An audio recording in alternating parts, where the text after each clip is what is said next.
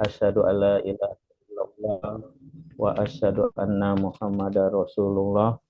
Allahumma sholli ala sayyidina Muhammad wa ala alihi wa sahbihi wa salim amma ba'du. Eh, Kepada Ustadz Sahroni eh, yang berbahagia, yang alhamdulillah sudah hadir saat ini, yang akan menjadi pemateri kita di dalam kegiatan parenting school ya, dengan tema mitos atau fakta hafalan Quran mengganggu prestasi sekolah. Ini satu hal yang penting ya, dan menarik karena jadi kegalauan orang tua. Kalau anak saya menghafal sampai 30 juz, kira-kira prestasi sekolahnya gimana? Capaian ke perguruan tingginya bagaimana gitu. Nah, ini yang akan dibahas oleh Ustadz Sahroni ya, sebagai apa manajemen dan founder dari SMA Islam Cahaya Amanah gitu, yang sangat mengetahui konsep SMA Islam Cahaya Amanah ke depannya. Kemudian kepada Ustadz Reja Indrawan selaku kepala sekolah SMA Islam Cahaya Amanah, kepada guru-guru dan ayah bunda sekalian yang berbahagia, kita ketemu lagi di dalam kegiatan parenting school yang sesi ketiga ya, sesi ketiga alhamdulillah. Adapun kegiatan kita kali ini nanti akan ada sambutan, kemudian materi dan tanya jawab. Sebelumnya kita buka dulu pertemuan kita ini dengan membaca suratul Fatihah. Kita buka sama-sama. A'udzubillahi minasyaitonirrajim. Bismillahirrahmanirrahim. Alhamdulillahirabbil alamin. Arrahmanirrahim. Maliki yaumiddin. Iyyaka na'budu wa iyyaka nasta'in. Ihdinas siratal mustaqim. Siratal ladzina an'amta 'alaihim ghairil maghdubi 'alaihim waladdallin. Amin. Semoga Al-Fatihah yang kita baca selalu mengkerangkai kegiatan parenting school ini dalam barokah Allah Subhanahu wa taala dan lindungan dari Allah Subhanahu wa taala. Baik, ayah bunda sekalian, kita akan masuk ke sesi pertama, yaitu sambutan yang akan disampaikan oleh kepala sekolah kita, kepala sekolah SMA Islam Cahaya Tilawah dulu, Amanah. Ustaz. Ustaz, tilawah dulu sebentar. Afwan. Oh, ada yang masuk sudah tilawah. Oke, baik, kita akan dengarkan tilawah yang akan disampaikan oleh Ananda kita, Ananda Ibas. Alhamdulillah sudah berada di tempat. Terima kasih Ananda Ibas. Kepada Ananda Ibas kami persilakan untuk membacakan tilawatul Quran. Assalamualaikum warahmatullahi wabarakatuh. Waalaikumsalam warahmatullahi wabarakatuh. A'udzu billahi minasy syaithanir rajim. Bismillahirrahmanirrahim. Wa idz qala Isa ibnu Maryam ya bani Israila Inni Rasulullah ilaikum musaddiqan lima baina minat Taurati wa mubasysyiran bi rasuli ya'ti min ba'di ismuhu Ahmad فلما جاءهم بالبينات قالوا هذا سحر مبين ومن أظلم ممن افترى على الله كذبا وهو يدعى إلى الإسلام والله لا يهدي القوم الظالمين صدق الله العظيم. Wassalamualaikum warahmatullahi wabarakatuh. Waalaikumsalam warahmatullahi wabarakatuh. Ya, terima kasih kepada Ananda Ibas yang telah membaca tilawatil Quran. Suaranya merdu ya, barokallah. Itulah anak-anak kita ya, luar biasa. Kemudian kita masuk ke acara selanjutnya, sambutan yang akan disampaikan oleh kepala sekolah kita kepada Ustadz Reja Indrawan, MPDGR, dipersilakan. Syukron jazilan, jazakallah khair Ustaz Rosman. Alhamdulillah, suara saya jelas ya, Ustaz. Jelas. Baik. Bismillahirrahmanirrahim. Assalamualaikum warahmatullahi wabarakatuh. Waalaikumsalam warahmatullahi wabarakatuh. Alhamdulillahirabbil alamin. Wabihi nasta'in ala umur dunia waddin. Wassalatu wassalamu ala nabiyyina Sayyidina Muhammadin wa ala alihi wa sahbihi ajma'in. Nama ba'du.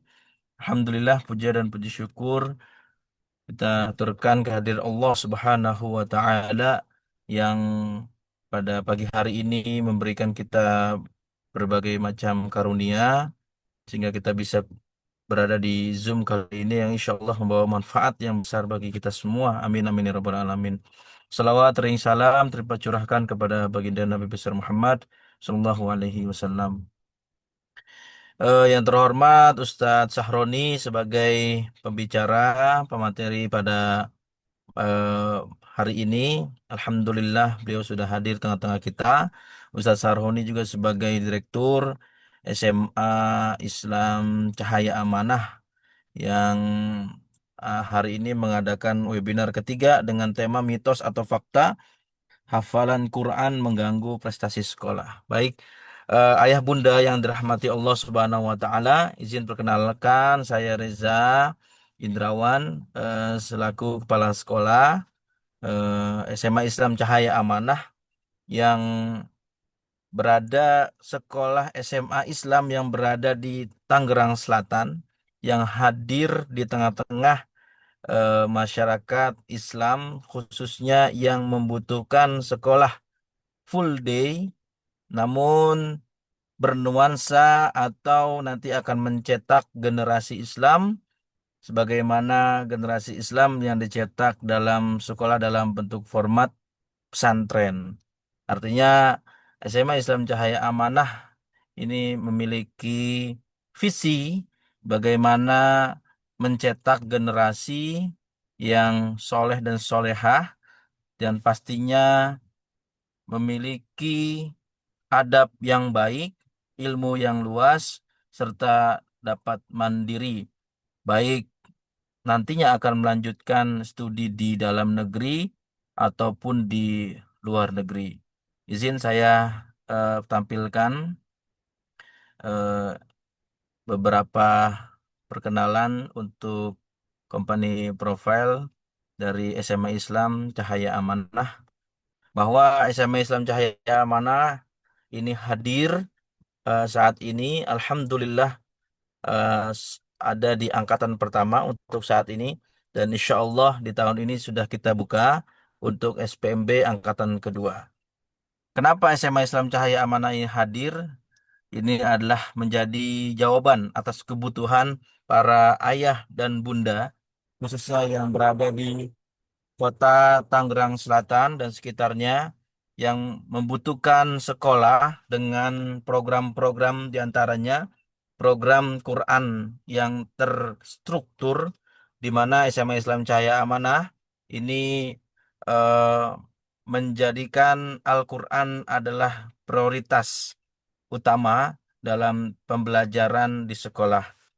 Dan prinsip pembelajaran Al-Quran di SMA Islam Cahaya Amanah itu adalah melanjutkan dan menguatkan hafalan setiap anak muridnya.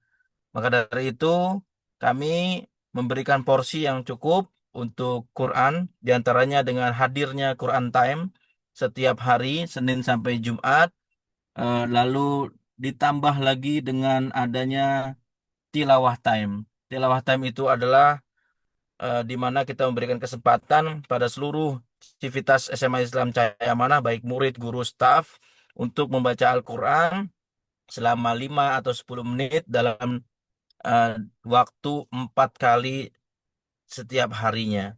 Maka dari itu dengan tilawah time ini akan menjadikan eh, setiap aktivitas SMA Islam Cahaya Amanah itu semakin dekat dengan Al-Quran dan mudah untuk bertilawah dan juga memurojaah. Sehingga Alhamdulillah ya Bunda, saya informasikan bahwa di tahun ini di kelas 10 dari mulai bulan Juli sampai dengan bulan April 2026 ini, Alhamdulillah anak-anak kita 17 anak sudah mensetorkan hafalan-hafalan Al-Qur'annya.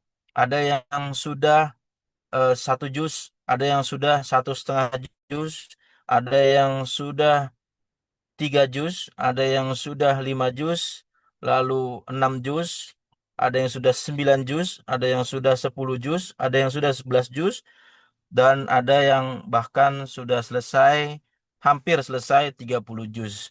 Maka dari itu, Alhamdulillah dengan waktu yang kita sediakan dan metode yang kita siapkan untuk para anak-anak atau murid di SMA Islam Cahaya Manah, mereka saling memotivasi dan memiliki motivasi internal untuk membaca Al-Quran, lalu juga menghafalkan dan juga tentunya mentadaburinya sehingga melahirkan generasi yang beradab atau berakhlak Quran, insya Allah. Amin amin ya rabbal alamin. Selanjutnya aktivitas-aktivitas lain yang ada sama Islam Cahaya Manah itu setiap harinya ada reading time. Kita memberikan waktu kepada Ananda atau para murid kita untuk membaca setiap hari selama 15 menit dari Senin sampai dengan hari Jumat. Ini untuk menjawab kebutuhan atau permasalahan daya baca yang minim bagi masyarakat kita. Mudah-mudahan generasi kita semakin cinta membaca dan dapat mengerti apa yang mereka baca secara mendalam. Selain itu, dengan aktivitas-aktivitas yang banyak, belajar Al-Quran, lalu akademik, ya, dan lain sebagainya, kami juga memberikan waktu khusus untuk istirahat, yaitu adalah qailullah. Qailullah ini kita berikan waktu untuk Ananda, para murid bisa tidur sebelum waktu zuhur atau tidur siang sejenak, sehingga dapat merecharge energi kembali untuk dapat melanjutkan pembelajaran di siang hari sampai sore. Maka dari itu, eh, Koilelah ini sangat dimanfaatkan untuk oleh ananda kita untuk beristirahatkan, lalu juga kembali merecharge energinya sehingga semakin semangat setiap hari dalam pembelajarannya, insya Allah. Lalu di SMA Islam Cahaya Manah juga menghadirkan pembelajaran atau pembangunan karakter yang terintegrasi, di mana kita laksanakan dalam satu kurikulum yang kita susun dalam judul Satria, di mana menghasilkan generasi-generasi yang smart, aktif, kreatif, tanggung jawab, respectful, inspiring, attitude, dan amanah. Dan ini dilaksanakan setiap hari Sabtu di pekan kedua dan pekan keempat, hari jam 7 sampai dengan jam 10. Kita tahu bahwa menanamkan karakter adab kepada seseorang atau anak itu perlu konsistensi dan perlu kurikulum yang terstruktur atau terintegrasi. Maka dari itu SMA Islam Cahaya Manah juga menghadirkan Satria yang bisa dilihat aktivitasnya di dalam Instagram satria.alamanah. Jadi silakan ayah bunda bisa mencari tahu lebih dalam mengenai pembelajaran atau pembangunan karakter yang terintegrasi dari SMA Islam Cahaya Manah di Instagram satria.alamanah. Lalu juga kami menyiapkan ananda-ananda untuk siap, selain untuk siap berkuliah atau melanjutkan studi di perguruan tinggi dalam negeri, kami juga menyiapkan para murid kami SMA Islam Cahaya Amanah, murid kita semua itu untuk dapat bisa studi melanjutkan di luar negeri. Di antaranya kami bangun kerjasama untuk program ke Jerman, baik Ausbildung ataupun studi S1, lalu juga studi ke Timur Tengah atau Mesir, serta juga studi ke China. Maka dari itu, ini merupakan kesempatan yang luar biasa bagi para murid yang menginginkan melanjutkan studinya, bukan hanya di dalam negeri, namun juga ke luar negeri. Dan insya Allah ada negara-negara lain yang akan dibangun seperti Taiwan, Turki, dan lain sebagainya. Lalu eh, ini adalah budaya dari SICA, Sekolah Islam Cahaya Amanah, yaitu taat beribadah, sopan santun, jujur, disiplin tanggung jawab, ramah kasih sayang, serta pola hidup sehat, rapi, dan bersih. Maka dari itu, bagi ayah bunda yang saat ini sedang mencari SMA untuk anandanya, atau mungkin ada kerabat, ada tetangga, ada saudara, teman, dan lain sebagainya yang sedang mencari SMA Islam, khususnya di Kota Tangerang Selatan, mari bergabung menjadi keluarga besar SMA Islam Cahaya Amanah. Mudah-mudahan Allah Subhanahu wa taala membimbing kita baik eh, baik kita berada di sekolah maupun berada di rumah. Dan insya Allah webinar kali ini juga menjadi motivasi dan menjadi pengingat untuk kita bahwa Al-Quran itu bukanlah di dunia. Maka dari itu kita akan dengarkan sama-sama insya Allah pemateri kita yang sudah menguasai dan sudah menulis buku juga mengenai Al-Quran ini. Itu adalah Ustadz Syahroni yang juga Direktur SMA Islam Cahaya Amanah. Baik, sekian sambutan dari saya. Terima kasih ayah bunda semua. Semoga Allah Subhanahu wa taala meridhoi apa yang kita laksanakan pada pagi hari ini. Insya Allah menjadi ilmu yang bermanfaat dan dapat kita sebarkan bersama. Wassalatu wassalamu ala nabiyyina Muhammad. Wassalamualaikum warahmatullahi wabarakatuh. Waalaikumsalam warahmatullahi wabarakatuh. Syukran Ustaz Reja atas sambutannya. Ayah bunda sekalian dan guru-guru sekalian, kita langsung saja ke kegiatan berikutnya yang kita tunggu-tunggu, materi bagaimana sih proses menghafal Al-Quran yang akan disampaikan oleh Ustadz kita, Ustadz Saroni, kepada Ustadz Saroni. Tafadol.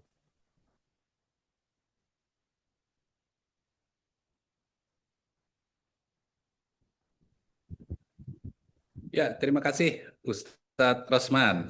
Bapak Ibu saudara sekalian yang kita hormati bersama, Ustadz Reza Indrawan selaku Kepala Sekolah, serta Bapak Ibu saudara sekalian yang hadir baik secara online maupun offline di acara ini. Wahaikum bitahiyatil Islam, tahiyatan min idillahi wabarakatuh. Thayyibah. Assalamualaikum warahmatullahi wabarakatuh. Waalaikumsalam warahmatullahi Alhamdulillahirabbil alamin wa bihi nasta'inu ala umurid dunya waddin wassalatu wassalamu ala asrofil anbiya wal mursalin wa ala alihi washabihi ajmain amma ba'du. Alhamdulillah kita panjatkan puji dan syukur kehadirat Allah Subhanahu wa taala yang telah memberikan begitu banyak nikmat kepada kita, khususnya nikmat iman, nikmat Islam, nikmat sehat walafiat, sehingga kita masih bisa melaksanakan berbagai aktivitas hingga hari ini. Dan alhamdulillah pada kesempatan pagi hari ini kita bertemu dan bermuajahah secara online ya dalam sebuah acara yang kita sebut dengan Parenting School ya untuk semua kitanya. Dan tema kita pada pagi hari ini adalah tentang pembelajaran Quran. Mitos atau fakta ketika kita belajar atau menjadikan Quran masuk dalam kurikulum kita itu menghambat atau mendukung proses pembentukan intelektual proses pembentukan kecerdasan akhlak dari anak-anak kita ya. Salam dan salam tak lupa kita sampaikan kepada Nabi kita Muhammad SAW, kepada para sahabatnya, keluarganya, dan orang-orang yang senantiasa berpegang teguh pada sunnahnya sampai hari kiamat nanti. Baik, Bapak Ibu sekalian, eh, bicara tentang mitos atau fakta, Al-Quran itu mendukung atau tidak proses pembelajaran kita, ya. Yang pertama begini, anak saya yang pertama itu lulus SMA sudah hafiz 30 juz. Lalu dia dapat apa namanya lolos di SNBP, diterima di Universitas Negeri 11 Maret. Tahun 2016 belum banyak kampus yang menerima anak-anak hafiz Quran lewat jalur SNBP, belum banyak. Salah satunya adalah UNS ini. Suatu ketika saya diceritakan oleh salah satu dosen di sana, ya, salah dosen di sana itu ternyata program menerima anak-anak yang hafiz Quran untuk masuk ke UNS di berbagai fakultas, ya. Qadarullah anak saya masuknya di Fakultas MIPA, jurusannya Teknologi Informatika. Teknologi Informatika. Nah, itu ada sekelompok dosen yang memprotes kebijakan ini. Ya, apa hubungannya Al-Quran sama kemampuan mereka kuliah gitu? Kata dosen-dosen yang nggak setuju itu gitu ya. Nah, lalu teman saya yang dosen ini, yang beliau juga kepala bidang data di UNS, langsung ngambil data, ya Bapak Ibu sekalian, ngambil data dan kemudian dipresentasikan di semua kalangan dosen itu. Hasilnya apa, Bapak Ibu sekalian? Ternyata anak-anak yang diterima di UNS Solo, anak-anak yang diterima di UNS Solo, yang masuknya lewat jalur tahfiz Quran, itu rata-rata IPK-nya di atas 3,5 ya.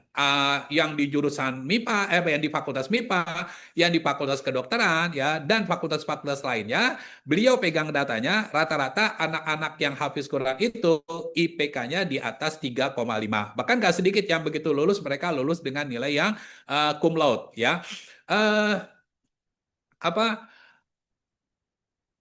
Analogi sederhananya begini, Bapak Ibu sekalian, ya. Analogi sederhananya begini.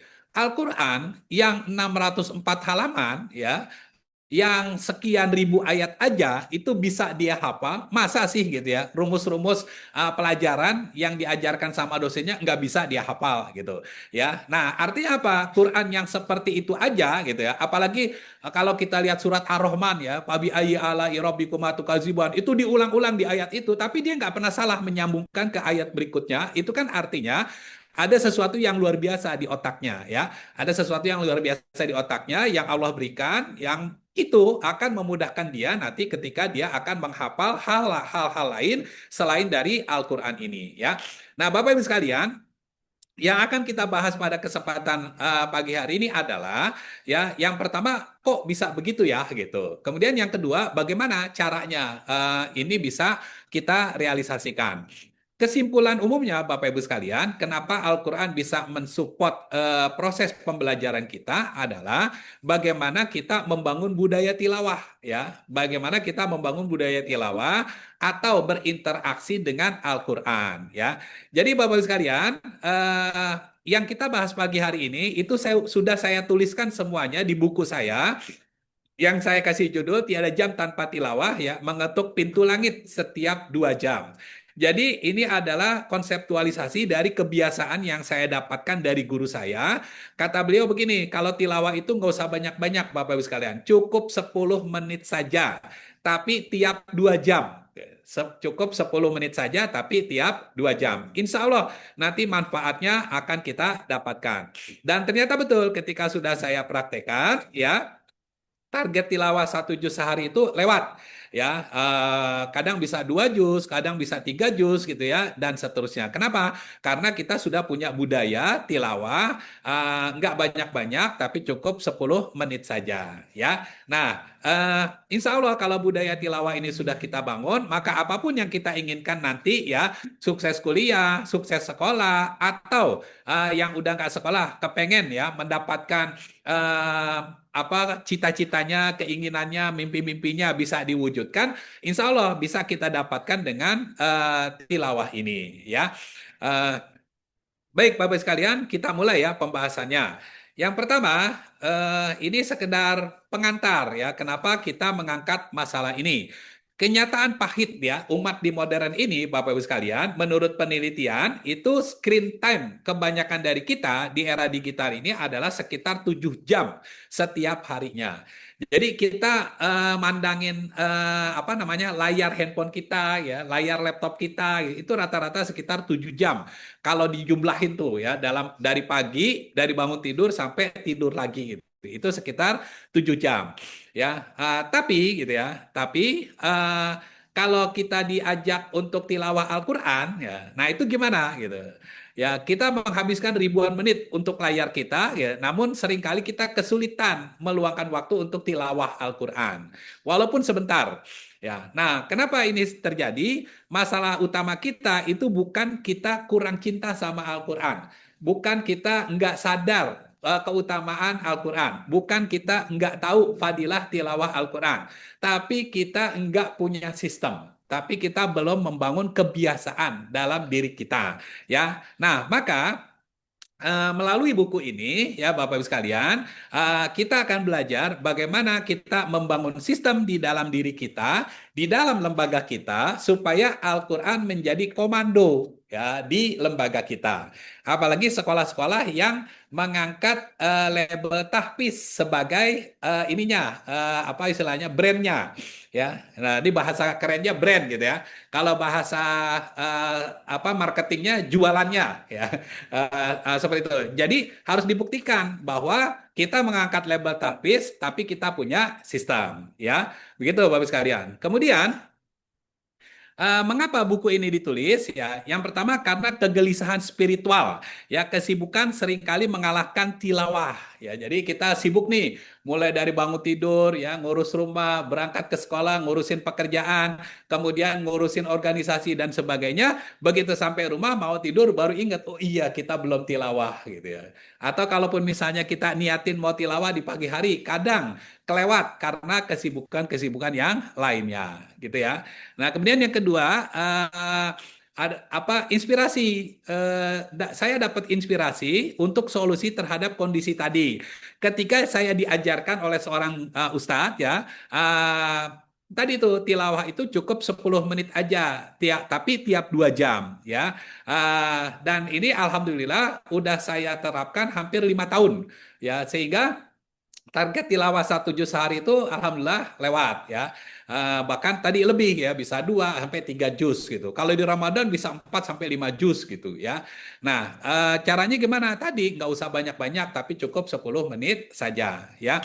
Bahkan kalau kita balik nih, kesalahan orang ketika dalam tilawah itu kebanyakan dan kemudian gagal ya adalah karena mereka tak mentarget targetnya berapa? 1 juz sehari gitu.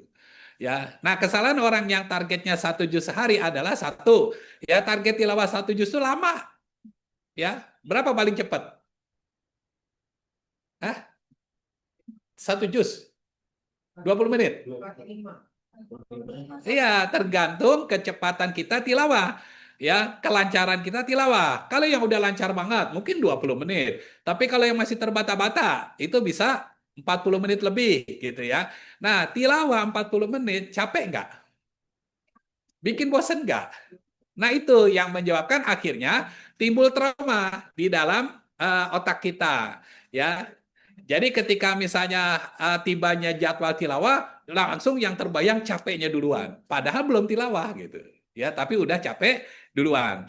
Nah, yang kedua biasanya kita menentukan waktu. Ya, tilawah itu habis subuh atau habis maghrib. Tuh. Ya, karena kita udah nentuin waktunya habis subuh atau habis maghrib, ya, yang terjadi gimana? Kalau misalnya habis subuh tiba-tiba kita harus berangkat lebih awal, tilawahnya lewat. Habis maghrib, kalau ternyata kita ada agenda di luar, ya, akhirnya jadwal tilawahnya Ah, nanti aja deh sebelum tidur. Pas mau tidur, tuh gitu. Nah, akhirnya banyak yang lewat ya karena mentargetkan 1 juz akhirnya malah tidak tercapai gitu. Ya. Nah, itu beberapa fenomena Bapak Ibu sekalian kenapa target tilawah 1 juz itu sering gagal gitu karena kondisinya seperti itu ya. Nah, Al-Quran, Bapak Ibu sekalian, ini kenapa 10 menit tiap 2 jam? Al-Quran tidak menunggu kita senggang, ya, baru tilawah. Enggak, tapi Al-Quran itu hadir untuk menemani kesibukan kita. Ya, waktu saya pertama kali mendapat ilmu ini 10 menit tiap 2 jam, si Ustadz yang ngajarin itu saya tanya, Ustadz kenapa 10 menit? Kenapa 2 jam? Kata beliau apa? Ya ini berdasarkan pengalaman aja, katanya gitu. Ya, nah ternyata Bapak Ibu sekalian, yang pertama, saya langsung ingat ya ketika beliau bilang 10 menit, 2 jam, saya langsung ingat. Jadi ada teman saya cerita, beliau kerja di Chevron, salah satu perusahaan Amerika, perusahaan minyak Amerika di Riau. Ya, itu beliau cerita katanya di kantornya itu setiap 2 jam itu listrik mati, sehingga semua peralatan nggak bisa dipakai ya, dan semua harus keluar bergerak ya, berdiri ya, minimal ngambil minum misalnya atau keluar menghirup udara segar ya, dan sebagainya. Nanti berapa menit kemudian nyala lagi, nah mereka balik lagi kerja gitu. Tujuannya apa? Refresh ya. Jadi apa namanya, semangat kita, kesegaran kita baik fisik maupun otak kita itu kayak kurva normal. Ya, mungkin waktu pertama kerja kita semangat, semangat, semangat. Tapi akan sampai kita di titik puncaknya, nanti kita turun lagi nih, gitu. Itu kurva normal kayak gitu kan. Nah, nanti untuk mengembalikan yang kita turun ketika turun lagi tadi itu, maka kita perlu break. Ya, kita perlu break. Jadi, tilawah 10 menit itu adalah proses break kita dari rutinitas kita, ya. Bapak Ibu ngurusin anak ya selama 2 jam nih gitu. Capek apa enggak? Bete apa enggak? Nah, untuk merefreshnya, ayo ajak anak-anak kita tilawah. Ya, sama-sama begitu. Nah, itu inspirasinya kenapa 10 menit. Yang keduanya nanti di bagian berikutnya dan di buku saya itu saya jelaskan kenapa setiap 2 jam, kenapa 10 menit gitu ya. Nah, berikutnya Bapak sekalian, kenapa tilawah itu begitu berat buat kebanyakan kita? Ya, kalau mau jujur, berapa banyak di antara kita yang nggak tilawah? Berapa banyak di antara kita yang tilawahnya nggak sampai 1 juz gitu ya sehari? Padahal, ini apalagi nih guru-guru yang berada di sekolah tahfiz gitu.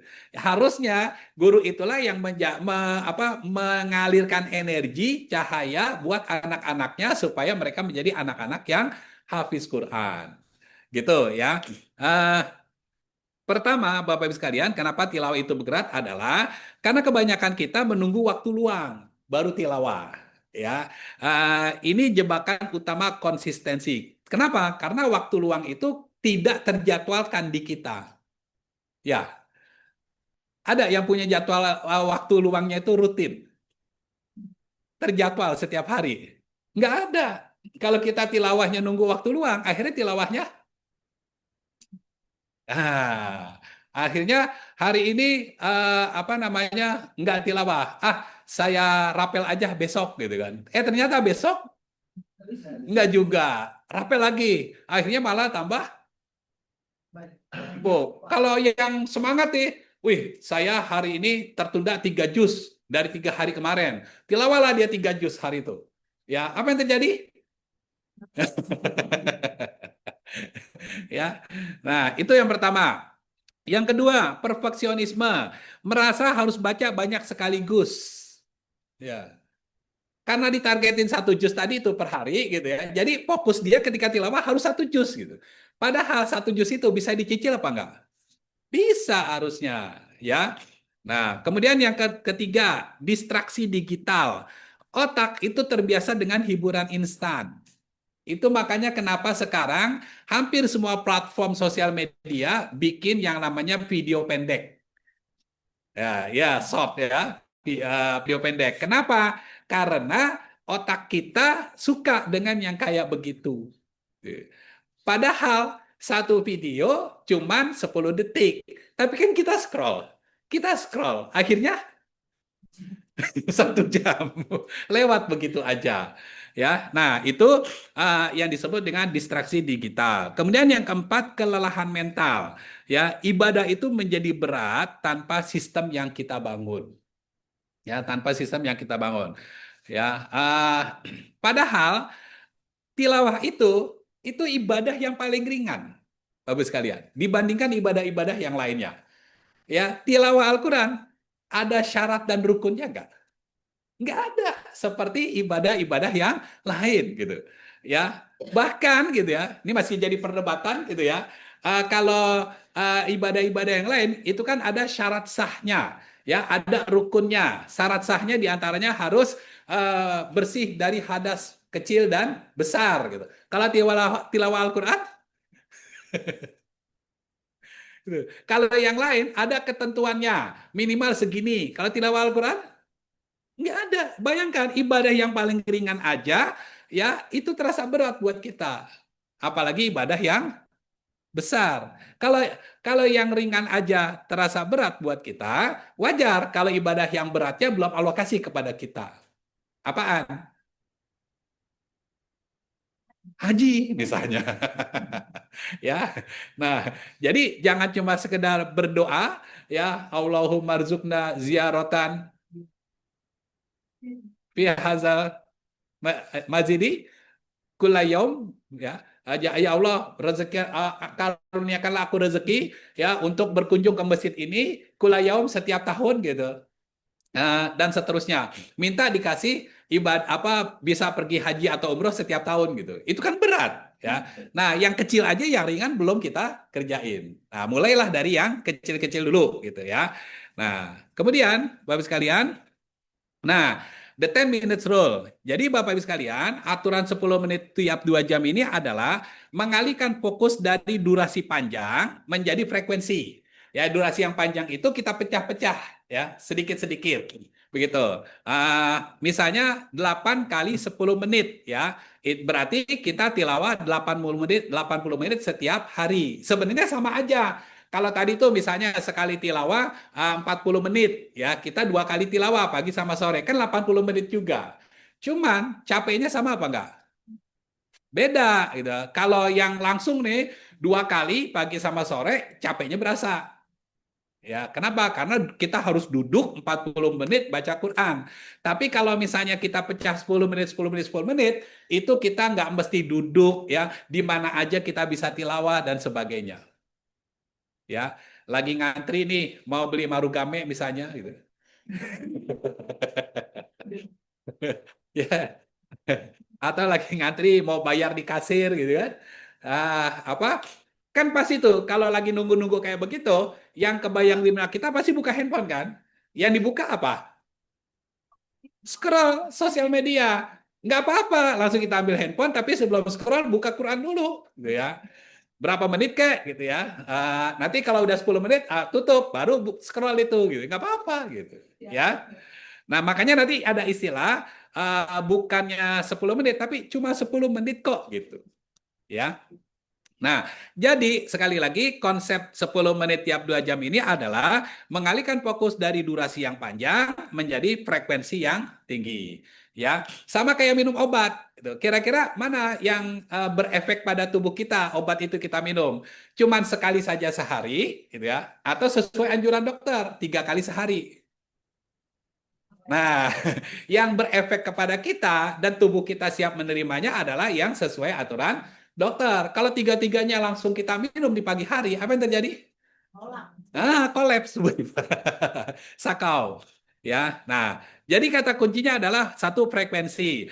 Hati perlu disiram terus-menerus sepanjang hari. Ya, jangan cuma pagi sekali, sore sekali. Kalau lupa kagak disiram, hati kita jadi mati, ya. Makanya apa di apa orang-orang yang praktisi pertanian tuh suka posting tuh video-video, dia bikin apa gitu ya, ada air di botol gitu ya, kemudian dibolongin dikit, kemudian dibalikin, airnya netes tuh gitu ya, airnya netes. Itu cara menyiram tanaman yang benar. Jadi sedikit-sedikit tapi berterusan daripada cuma disiramin sekali pagi, sekali sore gitu. Itu beda efeknya, ya. Tuh. Nah, ini saya apa istilahnya menemukan faktanya ya, menemukan faktanya. Jadi gini, di lembaga saya kan sekarang lagi mengembangkan budidaya melon pakai greenhouse ya. Nah, kemudian waktu itu masih pakai itu apa namanya wadahnya itu yang dari kokopit ya, yang dari kelapa ya, itu pakai polybag itu. Nah, kemudian pernah satu ketika saya berkunjung itu pohonnya di di greenhouse yang pertama itu pohonnya udah setinggi ini, jadi lebih tinggi dari saya. Ya pohonnya udah tinggi sini. Nah, tinggal menunggu ini tuh muncul bunga-bunga untuk di apa istilahnya penyerbukannya gitu. Nah begitu saya lihat semua, kemudian saya pindah lagi ke greenhouse yang satu, ya ke greenhouse yang satu. Nah, di greenhouse yang satu itu ada beberapa pohon yang tingginya itu masih sepinggang saya, sepinggang saya. Terus saya tanya, ini kok beda tingginya sama gitu. Kata yang pengelolanya, oh ya Ustadz, ini yang ini nih, yang kecil-kecil ini itu sebenarnya bukan buat di sini gitu. Itu di greenhouse yang pertama tadi gitu. Di greenhouse yang pertama tadi karena kelebihan kita pindahin ke sini. Kok tingginya beda? Yang di sana udah segini, yang ini masih segini gitu. Kata yang jaga, ya kalau yang di sana kan di apa disiraminnya tadi tuh dia netes setiap hari tuh, apa setiap jam, netes setiap jam. Jadi sudah ada aplikasinya, pokoknya setiap jam truk gitu, ini langsung netes. Gitu. Nanti sejam berikutnya netes lagi gitu. Nah, yang ini, yang cuma setinggi ini, ternyata disiraminnya cuma 2 kali sehari, pagi sama sore gitu. Jadi pertumbuhannya beda gitu. Nah, sama hati kita juga begitu. Ya, yang disirami dengan Quran secara rutin dengan yang disiramin Qurannya cuman 2 kali sehari. Belum kalau lupa gitu. Jadi hatinya gimana? Nah, maka wajar kan kalau hati kita jadi kurang bersyukur, ya, overthinking, ya, kemudian apa gampang tersinggung, ya, ya, nah, baperan. Nah, seperti itu. Kemudian yang kedua, Bapak sekalian, dengan rutinitas tilawah itu berarti kita membangun koneksi, menjaga hubungan dengan Al-Qur'an di setiap transisi waktu. Ya, makanya di judulnya itu saya tulis mengetuk pintu langit setiap 2 jam. Artinya apa? Setiap 2 jam kita menghadap Allah Subhanahu wa Ta'ala, berdialog dengan Allah Subhanahu wa Ta'ala lewat tilawah Al-Quran kita. Ya, tadi saya bilang kita ketika sudah mulai merutinkan tilawah ini, kita pengen apa gitu ya? Minta sama Allah. Tuh. Nah sekarang misalnya analoginya begini, kita punya 2 anak, yang satu rajin menjenguk kita, yang satu menjenguknya setahun sekali. Ya, terus mereka nih dua-duanya minta dibeliin motor. Kira-kira mana yang lebih ikhlas kita ngasihnya? Yang rutin ngejenguknya bawa martabak, begitu kan? Gitu. Ketimbang yang datangnya setahun sekali, ya udah gitu minta tanpa memberi apa-apa. Nah, itu yang dimaksud dengan membangun koneksi, gitu ya, Bapak sekalian. Makanya nanti gini, ketika Bapak Ibu ingin mempraktekkan budaya tilawah 10 menit tiap 2 jam ini, jangan lupa yang minggu lalu kita tulis tuh ya, pengen seperti apa berapa tahun kemarin? 10 tahun yang akan datang, lihat, baca, taruh di Quran kita. Ya, insya Allah itu akan Allah kasih gitu. Dalilnya apa? Innamal a'malu binniyat. Semua amal itu tergantung niatnya gitu. Kalau kita tilawah, niatnya supaya bisa pergi haji, insya Allah pergi haji. Kalau kita niat tilawah, terus minta sama Allah supaya kita bisa punya rumah yang baitun wasiun, rumah yang luas, yang nyaman. Insya Allah dikasih gitu, dikabulkan. Kenapa? Karena koneksi kita sudah terbangun dengan Allah Subhanahu wa Ta'ala. Yang ketiga, charger. Ya, jadi kita perlu dicas nih, jangan cuma handphone kita doang kita perhatiin. Terus kita stres, bingung kalau udah tinggal 5%. Ya, wah nggak bisa scroll lagi nih, gitu kan. Langsung buru-buru nyari colokan. Nah, sementara kita nggak pernah merhatiin. Sebenarnya otak kita, hati kita, ini udah berapa persen nih? Dikit lagi mau shutdown. Nah, harus segera dicas cas. Gitu. Casnya apa? Dengan tilawah. Gitu. Ya. Nah, ini Bapak sekalian konsep dari 10 menit tiap 2 jam. Kemudian dalilnya bahwa amalan ini insya Allah ya diterima oleh Allah Subhanahu wa taala dan dicintai adalah amalan yang paling dicintai Allah adalah amalan yang berkelanjutan meskipun sedikit. Ya, amalan yang berkelanjutan meskipun sedikit dibandingkan amalan yang banyak tapi jarang. Gitu. Ya, nggak usah banyak-banyak tilawahnya, 10 menit aja tapi tiap 2 jam, gitu ya. Oke. Investasi langit, pahala per huruf ya. Jadi satu huruf itu akan dibalas dengan 10 kebaikan. Ya, satu ayat Al-Baqarah ayat 1 misalnya itu alif lam mim kan gitu. Alif lam mim itu 3 huruf. Kata Nabi la aqulu alif alif lam mim harpun walakin alif harpun walam harpun wamim harpun gitu. Jadi alif lam mim itu bukan satu huruf, 3 kata Nabi. Maka kita baca alif lam mim aja udah dapat 30 kebaikan. Apalagi kalau kita baca surat Al-Baqarah ayat 282. Itu satu ayat juga, tapi satu halaman. Berapa huruf itu? Ya. Nah, satu halaman itu ribuan kebaikan ya. Nah, sekarang satu halaman ribuan kebaikan. Terus kita punya jadwal tilawah 8 sesi per hari. Ya. Kemarin udah kita analogikan ya, misalnya satu sesi itu kita bisa tilawah 5 sampai 8 halaman, 8 lembar misalnya. Halaman-halaman ya. 5 halaman. Berarti tinggal dikali 5 tuh kebaikan-kebaikan kita. Ya. Dan mudah-mudahan dengan tilawah seperti ini, inilah yang akan Allah berikan kepada kita dari doa yang selama ini kita ucapkan. Rabbana atina fid dunya hasanah wa fil akhirati hasanah wa qina adzabannar. Jadi hasanah yang kita minta itu gimana cara dapetinnya?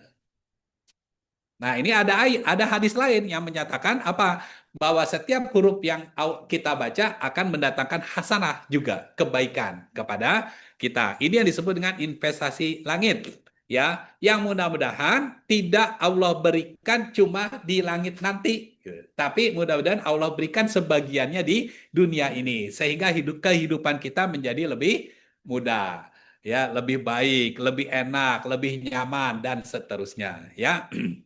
Oke. Kemudian Al-Quran sebagai pembela. Bapak-Ibu sekalian, bacalah Al-Quran karena ia akan datang memberi syafaat bagi pembacanya. Ya, bagi pembacanya. Jadi ketika kita menghadapi yaumil hisab nanti, ya itu ada beberapa yang bisa memberikan syafaat. Salah satunya adalah Al-Quran. Ya, pertolongan dari Al-Quran. Kata Al-Quran kepada Allah Subhanahu Wa Taala, izinkan saya memberikan pertolongan syafaat kepadanya karena dulu gitu ya dia rela menjaga matanya, dia rela menjaga waktunya untuk membaca aku gitu. Kata Al-Qur'an. Lebih kurang begitu ya. Nah, yang berikut bahaya hajlul Quran ya, mengabaikan Al-Qur'an. Ini surat Al-Furqan ayat 30. Wa qala rabbi inna qaumi takhazu hadzal qur'ana mahjuro. Ya Rob, sesungguhnya kaumku menjadikan Al-Quran itu sesuatu yang diabaikan. Apa yang dimaksud dengan mahjuro? Satu, punya mushaf tapi jarang dibaca. Ya. Diinstal di handphone kita, tapi jarang dibuka. Lebih sering buka sosial medianya. Ya, sementara mushafnya jarang di-tap, ya, jarang dibuka. Begitu kita lihat halaman terakhir dibaca, ya masih di situ-situ aja. Gitu. Ya, itu disebut dengan mahjuro. Yang kedua, banyak dengar motivasi, tapi sedikit juga tilawahnya. Coba, pernah lihat videonya Ustadz Adi Hidayat ketika dia memberi hadiah umroh kepada orang-orang yang hafizah? Ya, gimana perasaan kita waktu lihat itu? Merinding, menetes air mata, kepengen, dan sebagainya. Tapi setelah itu kita tilawah apa enggak? Ya tetap aja seperti ini. Kenapa? Karena kita hanya tersentuh ketika melihat orang begini, begini, begini. Tapi kita tidak mempraktekannya, ya. Nah, seperti itu. Kemudian dekat dengan gadget, tapi jauh dari wahyu. Ya, gadget kita ini selalu kita pegang, selalu kita kantongin, gitu. Sementara tilawahnya jarang, gitu. Nah, ini beberapa gambaran tentang mahjuro, mengabaikan Al-Quran. Kemudian, nah, sekarang solusinya, ya. Sekarang solusinya. Pertama, kita berangkat dari ini sainsnya dulu. Kenapa 10 menit? Ya, gini, Bapak sekalian. Pertama, kita bicara tentang otak reptil. Otak artinya gini, setiap kita di otak kita ini ada satu bagian kecil yang disebut dengan otak reptil. Ya, semua kita ada, ya, semua kita ada. Nah, otak reptil itu yang cenderung mencari kenyamanan instan dan menghindari sesuatu yang berat. Ya, ini mengapa TikTok terasa ringan dan tilawah terasa berat. Kenapa?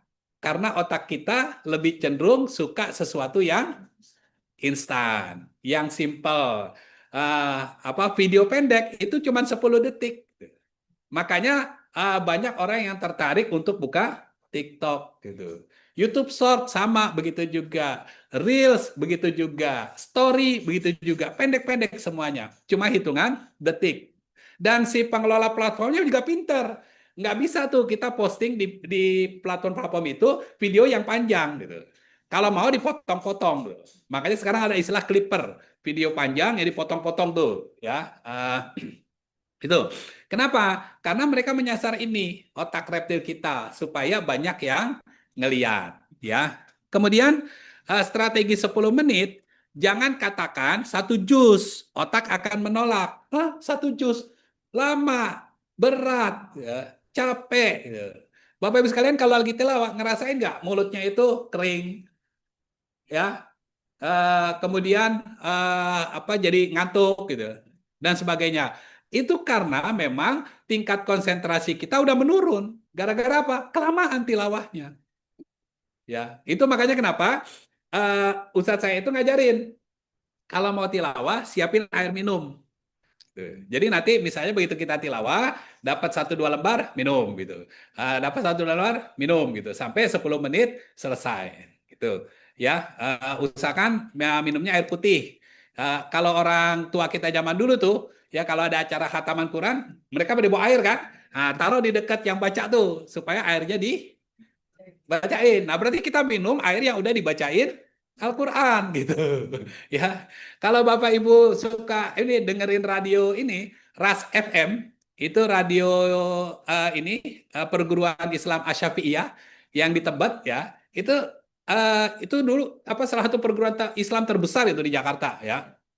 Eh, itu ada iklannya tuh. Jadi mereka punya pesantren di Pulau Air, Sukabumi. Airnya masih bagus. Nah, mereka bikin tuh air minum dalam kemasan.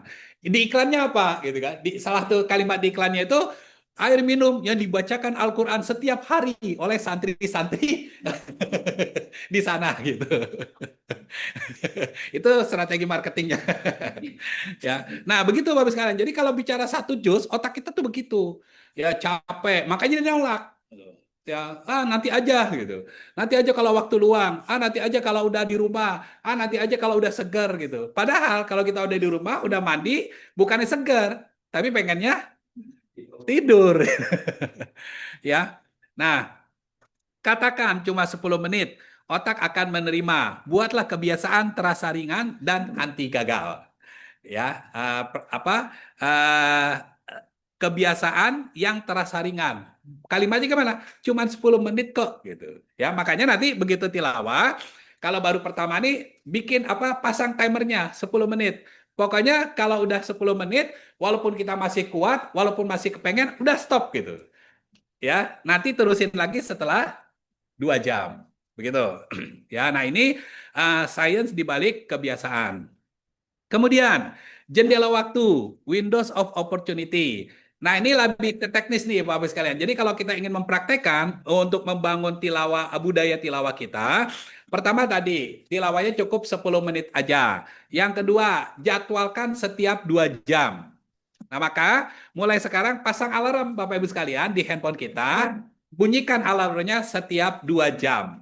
Ya, bunyikan alarmnya setiap 2 jam. Ya, jadi ketika kita alarmnya itu bunyi, kita jadi ingat, oh ya harus tilawah, gitu ya. Nah, kalau di sekolah, Bapak Ibu sekalian, masukkan, sinkronkan dengan jadwal pelajaran. Jadi pada jam berapa pergantian pelajaran, itu belnya nanti diakhiri atau dimulai dengan tilawah. Nah, jadi tersistem tuh. Maka tidak ada guru, pegawai, anak-anak yang pada saat bel itu berbunyi melakukan aktivitas yang lain, enggak kecuali tilawah. Ya, dan itu nanti udah satu komando, misalnya dari kepala sekolah, dari ketua yayasan gitu ya, tilawah gitu. Kalau ada yang nggak yang belum tilawah, ditegor, diingetin gitu. Jamnya tilawah gitu ya. Bahkan kalau ada tamu, ya, kalau ada tamu, maaf Bapak Ibu, ini jamnya tilawah ya. Pengawas lagi datang misalnya ya gitu. Maaf Pak Bu, ini jamnya tilawah. Ayo duduk tilawah dulu gitu. Iya. Ya. Oh iya. Iya. Ya. Nanti kan pasti mereka nanya kan, loh ini apa gitu kan? Baru deh kita jelasin ya, bla bla bla gitu. Nah, barangkali itu nanti akan diduplikasi ke sekolah yang lain, ya. Nah, artinya apa? Misi kita jadi berjalan, ya, misi kita jadi berjalan, gitu Bapak sekalian. Nah itu apa namanya langkah teknisnya, ya. Yang pertama tadi kita udah tentukan 10 menit pokoknya kita bangun. Yang kedua kita pasang alarmnya. Mau mulai dari jam berapa? Terserah. Mau mulai dari jam 4 ya, dari jam 6 ya dan seterusnya. Kalau kita mulai dari jam 6 misalnya, berarti bel berikutnya jam 8, berikutnya lagi jam 10, jam 12 dan seterusnya gitu ya. Nah, ini yang disebut dengan Windows Opportunity. Tilawahnya kapan? Nggak mesti di awal ya. Kalau memang pas di awal begitu bel, kita lagi ada aktivitas yang nggak bisa ditinggalin, nggak apa-apa. Kita tunda dulu. Yang penting kita ingat, oh ya harus tilawah. Jadi begitu kita udah selesai urusan kita, langsung kegiatan pertama kita lakukan adalah tilawah. Ya, seperti itu. Kira-kira Allah seneng nggak? Ya, orang nih lagi sibuk, lagi apa segala macam. Begitu selesai, yang dia lakukan tilawah. Seneng nggak? Terus kalau kita minta sesuatu sama Allah, dikabulin nggak? Nah itu, Bapak sekalian. Kuncinya di situ.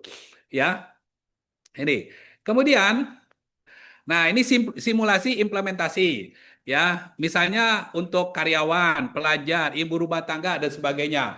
Eh, Tulis, susun ya kegiatan-kegiatan kita tuh seharian tuh apa aja sih, ngapain aja.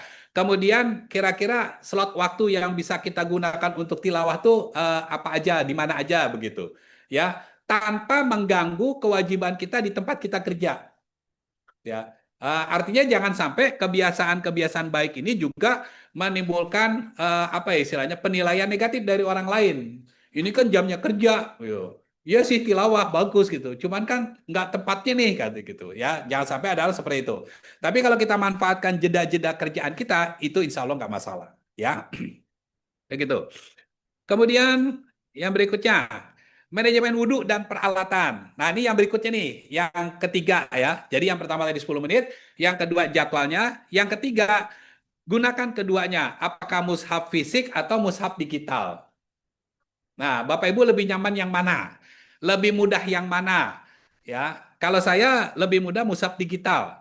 Kenapa? Karena kalau mushaf yang fisik ya, eh, kalau mushafnya yang udah ukuran saku tuh udah nggak kelihatan. Ya, udah nggak bisa baca lagi. Jadi harus mushaf yang gede. Kalau mushaf yang gede, repot nenteng-nentengnya. Ya, apalagi kalau kita lagi di tempat umum, keramaian gitu. Nah, maka kayaknya mushaf yang digital menjadi solusi ya untuk kita tetap bisa tilawah kapanpun dan dimanapun ya. Tuh. Nah, yang menariknya adalah di sini efek dari kegiatan 10 menit tiap 2 jam. Apaan? Daimul wudhu. Ya, kita karena sadar nih kalau saya tilawah dalam keadaan berwudu pahalanya lebih besar, maka ada keinginan dari diri kita untuk senantiasa menjaga wudhu kita. Tuh, coba keren nggak? Tiap 2 jam kita menghadap Allah. Kemudian wudhu kita jaga terus. Gitu. Ya, kayak siapa jadinya? Hah? Kayak siapa jadinya? Bilal bin Rabah. Ya, Bilal bin Rabah. Ya, waktu Nabi Isra Mi'raj kan, Nabi cerita katanya waktu di surga itu mendengar suara terompahnya Bilal. Padahal orangnya masih di dunia, di bumi, tapi terompahnya sudah sampai ke surga. Nabi tanya, kamu apa kebiasaan yang kamu lakukan? Kata Bilal, nggak ada, kecuali saya selalu menjaga wudhu saya. Ya, ya. Nah, setelah wudhu, nah itu tambahannya. Dia tambahin sholat 2 rakaat setelah wudhu. Itu Bilal ya. Nah, paling minimal kita menjaga dulu itu dulu, kebiasaan wudhu kita. Ya, kalau kita kan enggak ya. Eh, begitu kitanya masih di kelas, sendal kita udah sampai masjid duluan. Kenapa? Ya dipakai sama teman kita. Tapi mudah-mudahan dengan kebiasaan ini ya membangun budaya ini maka tadi kita selalu dalam keadaan terjaga wudhu kita ya. Mau berangkat nih, nanti ada jadwal tilawah nih, dia jaga wudhunya. Ya, habis ke kamar mandi, nanti ada jadwal tilawah, wudhu lagi gitu ya dan seterusnya. Nah, coba bayangkan kalau ini kita tanamkan kepada murid-murid kita juga. Jadi murid kita tuh dari pagi sampai mereka pulang di sekolah kita dalam keadaan berwudu. Hah? Nggak apa-apa, namanya juga anak-anak. Karena belum diajarin, karena belum dibiasain gitu. Ya, dan seterusnya. Makanya kerannya diatur supaya keluarnya kecil aja gitu. Jangan gede-gede. Ya. Atau kalau perlu nih, kalau ada modern sedikit gitu ya, pakai sensor gitu. Ya, itu. Kemudian yang berikutnya lagi akuntabilitas dan monitoring. Nah, ini yang keempat nih. Ya, yang pertama bikin worksheet. Apakah pakai Excel atau Google Sheet? Ya, kalau saya pakai Google Sheet, yaitu tempat kita mencatat batas akhir tilawah kita. Ya, kalau zaman dulu kan kita tilawah di mushaf tuh pakai lidi ya, atau pakai pita. Kita tandain kan, oh sampai sini gitu. Nah, kalau mushaf digital kan ada yang bisa, ada yang enggak. Ya, nah maka solusinya adalah kita bikin Google Sheet, ya kita catat tuh, ya kita catat hari ini kita terakhir di halaman berapa, gitu. Nah nanti kalau yang membutuhkan contoh Google Sheet-nya boleh nanti saya share ya, yang punya saya. Kemudian partner, cari teman seperjuangan untuk saling mengingatkan secara harian. Ya, kalau di kita pernah ada grup Odot ya, One Day One Juice gitu. Ah, itu dari sisi komunitasnya bagus tuh. Jadi kita punya teman-teman yang memang punya visi sama untuk menyelesaikan tilawah kita. Ya. Nah, yang pengen dalam konteks 10 menit tiap 2 jam ini bisa juga kita bikin nih grupnya ya. Atau nanti kita jadikan ini sebagai kalau dalam konteks sekolah kita ya lembar mutabaah yang nanti itu menjadi acuan penilaian buat kenaikan apa? Kena masuk ke ini aja. Ya, itu akan berpengaruh pada kenaikan jenjang kepada kenaikan gaji gitu. Misalnya gitu ya. Tuh. Yang ketiga, identitas. Bukan mencoba tilawah, tapi saya adalah orang yang terhubung dengan Al-Quran. Saya adalah orang yang senantiasa berinteraksi dengan Al-Quran. Kenapa? Karena saya tilawah setiap 2 jam. Walaupun cuma 10 menit. Ya, itu. Oke. Kemudian, penutup. Mungkin hari ini kita yang memegang mushaf Quran. Tapi ya kelak di hari kiamat, mushaf itulah yang akan memegang tangan kita, menuntun kita masuk ke dalam surganya Allah Subhanahu wa Ta'ala. Ya. Baik Bapak Ibu sekalian, demikian yang dapat saya sampaikan pada kesempatan pagi hari ini. Lebih kurangnya saya mohon maaf. Aku qouli hadza, astagfirullahi wa lakum. Saya kembalikan kepada Ustadz Rosman selaku pembawa acara. Ya, syukron Ustadz Saroni atas pemaparan materinya. Luar biasa ya. Bapak Ibu sekalian, ayah bunda sekalian, kalau memperhatikan dari parenting school dari sesi pertama sampai sesi ketiga ya, kita tuh SMA Islam Cahaya Amanah tuh sekaligus sharing kepada orang tua bagaimana konsep-konsep pendidikan yang diterapkan di SMA Islam Cahaya Amanah, termasuk juga terkait masalah Al-Quran. Jadi kekhawatiran akan wah kalau lebih banyak bobot Qurannya nanti mengejar nilainya bagaimana, mengejar perguruan tingginya bagaimana. Nah, itu semua sudah eh, dipikirkan dan tersistem dengan konsep yang disampaikan oleh Ustadz Saroni terkait tilawah 10 menit per 2 jam. Itu anak-anak kita dengan mudahnya itu setoran hafalan 2 halaman, 1 halaman per hari, ada yang 5 halaman gitu ya. Itu karena per 2 jam dalam waktu 10 menit mereka melakukan murojaah terhadap hafalan-hafalan yang akan disetorkan besok harinya gitu ya. Sehingga ketika besok hari itu mereka sudah minimal dapat eh, setengah halaman itu hafal secara baik gitu. Jadi makanya kan saya setiap hari mendampingin anak-anak hafalan itu baru jam Quran belum sampai 5 menit jam Quran itu sudah ada yang setoran gitu. Dari mana itu? Kan nggak mungkin dalam 5 menit mereka bisa hafal 1 halaman. Itu dari yang dari sebelumnya per 2 jam mereka sudah mengulang-ulang hafalan gitu ya. Ini luar biasa. Dan mereka tidak mengganggu dan eh, saya juga salah satu yang eh, merasakan manfaat dari tilawah tilawah time ini ya. Bagaimana per 2 jam itu tilawah. Saya itu kan menjaga komitmen tilawah 1 juz ya. Itu dari SMA ya dari SMA gitu. Tapi seiring banyaknya aktivitas itu butuh effort yang besar untuk bisa mencapai 1 juz ya.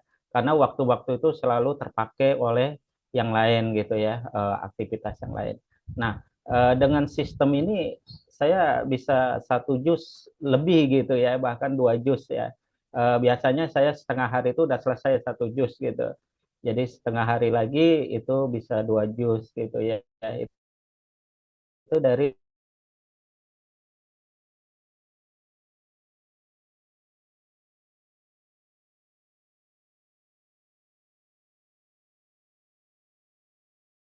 sistem ini ya luar biasa. Baik, ayah bunda sekalian mungkin sudah tidak sabar untuk bertanya. Silakan kita buka sesi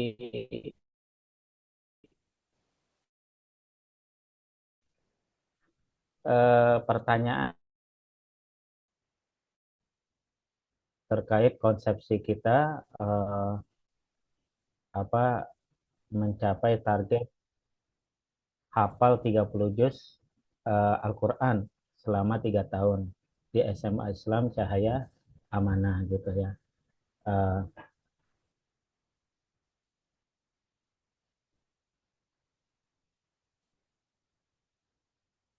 ada waktu 30 menit lagi sebelum kita tutup. Ayah bunda sekalian silakan ada yang ingin bertanya. Iya. Mungkin ini Ustaz. Eh, eh, saya bertanya itu eh, terkait hafal konsep menghafal Al-Qur'an gitu ya. Kan sistem tilawah per 2 jam dalam waktu yang singkat 10 menit ini kan cukup efektif ya. Cukup efektif. Eh, dan terbukti gitu, terbukti. Nah, sekarang eh, dalam kalau ini dibangun dalam bentuk sistem gitu ya, apakah bisa terjamin konsistensinya Ustaz, dalam perjalanannya nanti gitu. Baik, terima kasih Pak Rusman. Langsung saya jawab ya.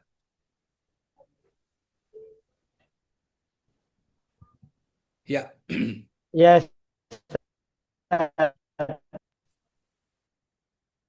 ya.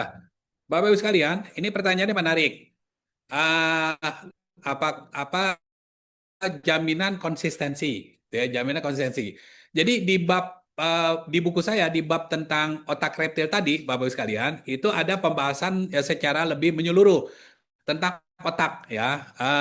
Yang tadi dibahas hanya sebagiannya saja, yaitu kita mengalahkan otak reptil kita yang tadinya lebih suka ya sesuatu yang sifatnya instan ya, terus kita jawab dengan cuma 10 menit. Tilawah itu nggak lama gitu ya. Nah, itu satu. Yang kedua, Bapak Ibu sekalian, kenapa perlu dicatat ya? Karena ketika kita mencatat, kita menuliskan, itu ada semacam ini, apa tuh namanya, hormon endorfin ya, yang muncul di otak kita. Insya Allah ya, nanti bisa dicek di buku saya. Hormon endorfin yang muncul ketika kita mencatat kita berhasil tilawah 10 menit, dan ternyata hormon itu adalah hormon yang membangkitkan kenikmatan ya, kesenangan, sehingga kemudian itu yang memotivasi kita untuk tilawah lagi nanti 2 jam kemudian ya. Nah, itu yang pertama ya. Jadi munculnya hormon secara alamiah di dalam diri kita kalau kita berhasil melakukan itu. Makanya sekali lagi kata kuncinya bukan banyak tapi sering ya, sering. Jadi semakin sering kita memunculkan hormon itu karena berhasil menuntaskan tilawah setiap 10 menit, maka semakin menumpuk hormonnya, maka semakin senang, semakin suka kita melakukan kegiatan ini ya. Nah, itu yang pertama. Yang kedua, Bapak Ibu sekalian, eh, apa eh, di dalam otak kita itu ada yang namanya neuroplasticity ya, neuroplasticity yaitu begini, itu gambarannya kayak begini. Kita pergi ke suatu tempat, naik gunung misalnya, tapi jalannya itu masih semak belukar. Ya, jalannya masih semak belukar. Tahap pada langkah-langkah pertama itu kita susah memang melewati jalan tersebut yang masih semak belukar. Ya, tapi ketika besoknya kita lewatin lagi, besoknya kita lewatin lagi gitu ya, dan seterusnya. Akhirnya lama-lama semak belukar itu akan hilang. Ya, akan hilang, berganti menjadi jalan setapak yang semakin mudah kita melewatinya. Ya, semakin mudah kita melewatinya. Nah, begitulah otak kita. Ya, waktu pertama kita nyoba ya itu mungkin terasa berat ya. Mungkin terasa tadi tuh gangguannya masih terlalu banyak dan seterusnya. Tapi ketika kita berhasil melewatinya, maka insya Allah pada percobaan berikutnya kita jadi lebih mudah dan seterusnya. Nah, itulah yang menjamin apa tuh namanya, tadi pertanyaan Ustadz Rusman itu apakah ini akan menjamin konsistensi? Insya Allah gitu ya. Karena ini ada dua hal nih, ada dua faktor yang menjamin itu. Yang pertama adalah tadi secara alamiah munculnya hormon-hormon di otak kita yang membuat kita ingin terus tilawah.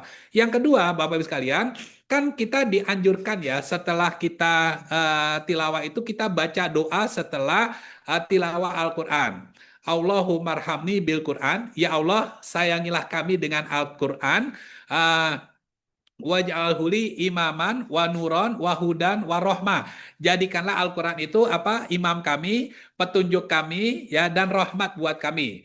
Eh, apa? Warzukni tilawatahu, dan rezekikanlah kepada kami untuk membacanya.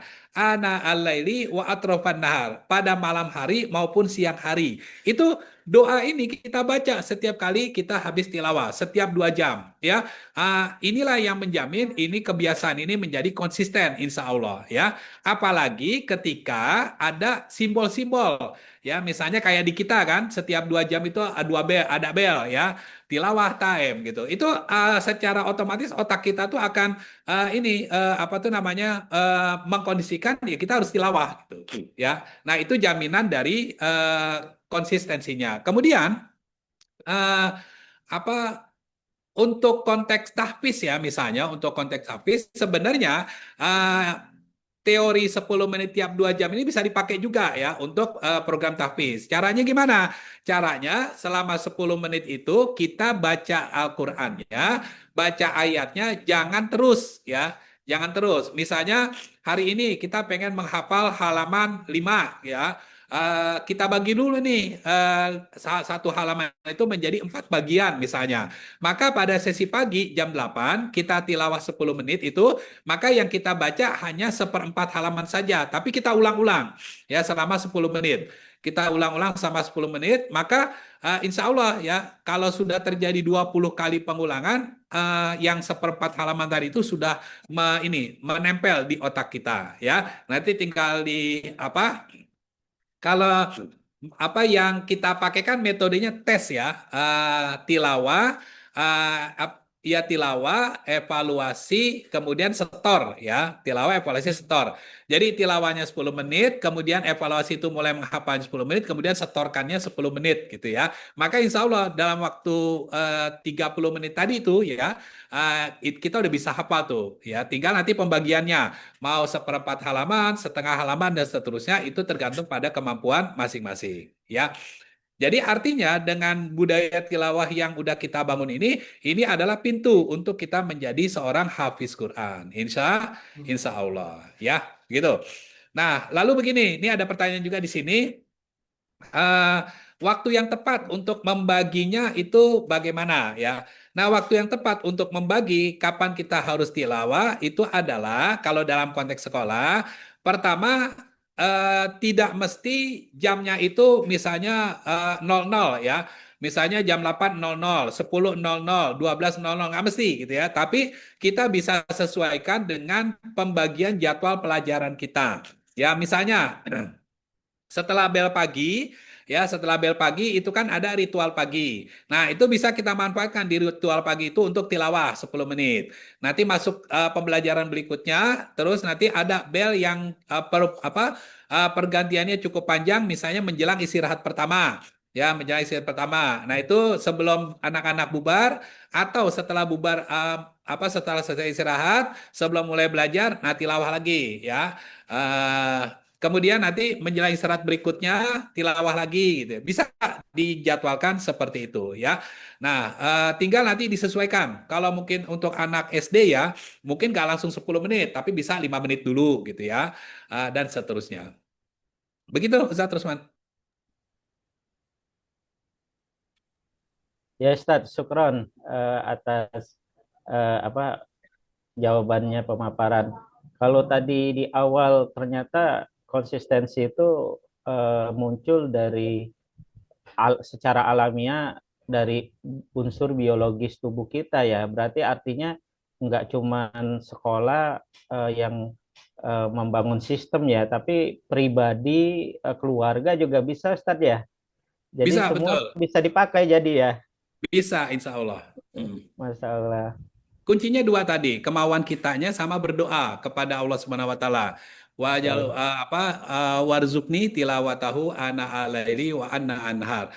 Karuniakanlah kepadaku untuk membacanya pagi dan malam hari. Ya, kalau kita balik nih doanya, kalau kita nggak bisa tilawah, jangan-jangan bukannya kita nggak sempat tilawah, tapi emang Qur'annya emang nggak mau dibaca sama kita gitu. Tapi Allah yang emang nggak mau dialog sama kita gitu. Ya, nah uzubillah min dzalik. Astagfirullahaladzim. Nah,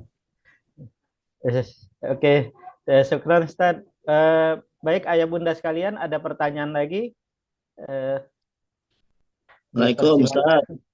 Waalaikumsalam warahmatullahi. Warahmatullahi Ya wabarakatuh. Ustadz Iman, tafadhol. Masalah. Ya, Ustaz. Mau tanya nih sama suhunya nih. Sasara nih, bagaimana kabar Ustaz? Alhamdulillah khair Ustaz. Masya Allah. Aku mau tanya nih tentang membangun mindset anak ya.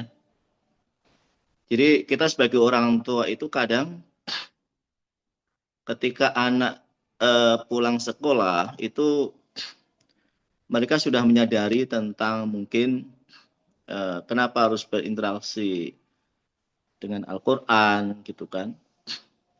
Kemudian menanamkan hak dan hak-hak Al-Quran terhadap anak gitu kan. Kan kita sebagai orang tua kadang sibuk ya. Pulang kadang malam paling ketemu me time dengan anak ya. Ngobrol sebentar, tidur, besoknya berangkat lagi gitu kan. Kadang Sabtu Minggu kita pakai untuk kegiatan sosial dan sebagainya. Sehingga memang anak itu ketemunya hanya sebentar nih yang saya rasakan nih, gitu kan. Memang harus ada kegiatan me time khusus walaupun 1 bulan sekali gitu kan. Tapi ya kemudian ada nasihat-nasihat yang terlewat ya, yang ini kemudian kita tidak inginkan. Tapi kemudian bagaimana membangun mindset anak itu ketika sampai rumah sudah ada kesadaran sendiri mereka untuk membaca Al-Quran atau kemudian murojaah gitu kan. Ini yang perlu saya tanya ke antum, bagaimana nih membangun mindset anak? Apakah memang tidak cukup dengan doa saja? Doa tentunya kita juga kadang sering juga ya dalam surat kita supaya kita itu anak-anak kita didekatkan dengan Al-Quran gitu kan. Ada trik cara lain Ustaz untuk membangun mindset tentang interaksi siswa atau anak terhadap Al-Quran Ustaz? Ustaz. Ya, langsung saya tanggapi, Ustaz Osman. Ya, baik, Bapak Silakan Ibu Ustaz. sekalian. Ya, eh, kita sebagai orang tua eh, yang punya tanggung jawab lain, yaitu mencari nafkah untuk keluarga, memang kemudian apa istilahnya ya, punya tugas yang berat ya untuk membagi itu semua. Kalau kita berpikir secara ideal, ya nyari nafkah iya, kemudian punya waktu buat anak-anak juga iya, gitu ya, dan sebagainya. Nah, maka disinilah pentingnya kita berbagi tugas ya, Bapak Ibu sekalian, atau bekerja sama dengan pihak-pihak tertentu, institusi-institusi tertentu, supaya keinginan-keinginan kita bisa tercapai, khususnya dalam konteks pendidikan anak, ya, khususnya pendidikan anak. Maka penting nih buat kita untuk mencari lembaga pendidikan yang satu visi dengan kita, bukan cuma sekedar jargon, ya, bukan cuma sekedar jargon. Misalnya visi sekolahnya apa ya, begini begini begini, tapi begitu kita lihat hasilnya di anak-anak kita kok nggak mewujud gitu. Nah, kita harus melakukan evaluasi itu terhadap anak-anak kita, bahkan kita bangun komunikasi dengan pihak sekolah ya. Nah, salah satu strategi yang sudah kami praktekkan nih Bapak Ibu sekalian di sekolah kami adalah yang di SD ya, yang di SD itu setiap pagi ketika anak-anak datang ya, ketika anak-anak datang itu guru piket yang menyambut anak-anak itu bukan cuma sekedar menyambut, kemudian salam ya, kemudian apa namanya menanyakan kabarnya gitu ya. Tapi ada pertanyaan-pertanyaan yang disampaikan oleh guru yang bertugas itu. Pertanyaan pertama adalah gini. Nah, ini pertanyaannya merujuk kepada visi kita ya. Yang pertama, kamu sholatnya berapa waktu di rumah? Gitu. Ini dari anak kelas 1 sampai kelas 6 kita tanya, sholatnya berapa waktu di rumah? Kalau mereka jawab misalnya 5 waktu, Pak, Bu, gitu. Maka langsung si anak itu kita pakaiin pin, ya Bapak sekalian, kita pakaiin pin yang tulisannya sholat 5 waktu, gitu ya. Tapi kalau misalnya dia bilang, saya sholatnya 4, Bu, gitu. Loh, yang satu kemana? Yang satu aku nggak sholat isya ketiduran, gitu. Bangun-bangun udah subuh gitu ya. Nah berarti kan dia cuma 4 kali tuh sholatnya dalam sehari ya. Nah, maka pinnya tuh kita kasih yang tulisannya 4 waktu gitu ya. Nah apa? Kenapa kita kasih pin? Satu, itu sebagai reward buat yang sholatnya sudah disiplin. Yang kedua, buat reminder atau semacam penekanan buat yang sholatnya masih belum disiplin. Ya. Tapi alhamdulillah sekarang semua murid kami sholatnya udah 5 waktu ya. Ketika kita sudah mulai membiasakan budaya seperti itu. Dengan apa? Dengan cara tadi ya kita pakaikan pin gitu. Kemudian yang kedua pertanyaannya adalah di rumah tilawah apa enggak gitu. Di rumah tilawah apa enggak? Kalau mereka bilang alhamdulillah tilawah gitu ya. Nah, mereka kita kasih lagi pin yang kedua, tulisannya tilawah Al-Qur'an. Kalau mereka enggak tilawah kita enggak kasih. Lalu pinnya kita pasang tuh di baju mereka ya, mereka. Jadi setiap hari murid-murid di tempat kami itu pakai 2 pin Bapak Ibu sekalian. Yang pertama pin yang tulisannya sholat 5 waktu, itu tanda bahwa dia sholatnya 5 waktu. Itu sebagai tools buat kita untuk membangun budaya sholatnya. Yang kedua, pin yang tulisannya tilawah Al-Quran, itu yang menunjukkan bahwa mereka di rumah tilawah. Ya, kenapa seperti itu? Karena kita punya visi tadi membiasakan anak-anak itu sholat dan tilawah tanpa harus disuruh gitu ya. Jadi mereka melakukannya dengan kesadaran sendiri. Begitu. Bahkan kalau anak laki-laki pertanyaannya lah, Mbak, sholat subuhnya di rumah apa di masjid? Gitu. Kalau misalnya mereka bilang di masjid, maka pinnya ditaruh di lengan kanan. Tapi kalau mereka bilang sholat subuhnya di rumah, kita taruh di lengan kiri. Apa yang terjadi? Eh, Akhirnya anak-anak berlomba-lomba, Bapak Ibu sekalian, ya, untuk sholat tepat waktu, untuk sholat di masjid dan sebagainya. Kenapa? Karena ada pin tadi, gitu ya. Eh, ini apa? Saya cerita seperti ini, konteksnya adalah dalam rangka membangun kebiasaan ya Bapak Ibu sekalian. Jangan ditanggapi dalam konteks tasawuf ya. Berarti sholatnya karena pin dong, bukan karena pahala Allah gitu. Nah, itu nanti babnya nanti kalau mereka udah kuliah. Ya Bapak Ibu sekalian. Eh, nah, itu mungkin salah satu cara yang bisa kita apa yang kami ya dalam konteks pengelola lembaga pendidikan yang kami lakukan untuk membangun budaya tadi ya. Nah, kalau misalnya di sekolah kita, sekolah tempat anak-anak kita belum terwujud kebiasaan seperti itu, mungkin boleh diusulkan ya kepada pihak sekolah supaya programnya lebih menukik ya, programnya lebih spesifik untuk membangun kebiasaan-kebiasaan teknis pada anak kita sehingga kita para orang tua nggak rugi dua kali ya. Rugi dua kali, apa tuh? Rugi pertama udah bayar mahal, rugi kedua nggak tercapai targetnya, ya. Nah, kita boleh mengevaluasi sekolah terkait dengan visi-visi mereka yang telah mereka tanamkan, cocok nggak dengan keinginan kita. Kalau misalnya enggak, kita boleh minta masukan, apa memberikan masukan ke pihak sekolah supaya ada proses perbaikan. Begitu Bapak Ibu ya. Begitu Ustaz, mohon maaf lahir batin. Ya, terima kasih, Ustaz. Hafan. Baik, syukran Ustadz Iman dan Ustadz Saroni gitu. Dua Ustadz nih, masalah dalam diskusinya. Ada lagi ayah bunda yang ingin bertanya sebelum sesinya selesai?